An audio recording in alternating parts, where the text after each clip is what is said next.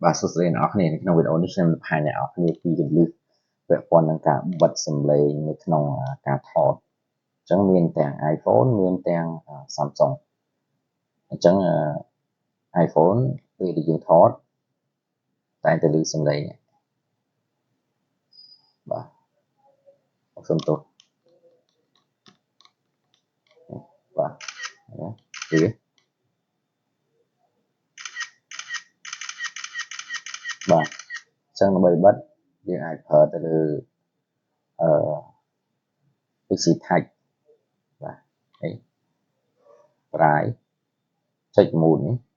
បិទបានបាទអញ្ចឹងទៀតអ្នកនរគ្នានេះចុចតែនេះបាទអញ្ចឹងខ្ញុំសូមរីកមិនអ្នកនរគ្នាមិនចាំបាច់ប្រើហ្នឹងគឺដោយសារតែកុំឲ្យវាខូចទៅលើបេតុងហ្នឹងអញ្ចឹងធ្វើតាមខ្ញុំទៅគឺអ្នកនរគ្នាគាត់ចុច PC Touch ហ្នឹងមកបន្តទៀតចុច device ចុច mode នេះបិទបើកសំឡេងទៅលើនឹងបានអញ្ចឹងអ្នកនរគ្នាប្រកាសជាឆ្ងល់ហើយចង់ដឹងពីវិធីបិទសម្រាប់ Samsung បាទសួស្តីអ្នកនរគ្នាវីដេអូនេះសម្រាប់ Samsung ចូលមក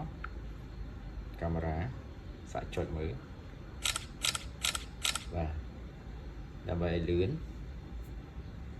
អូវាចុងក្រោមទៅចុចសញ្ញានេះមីក្រូនេះមកចុចបិទបាទ silent mode អូខេ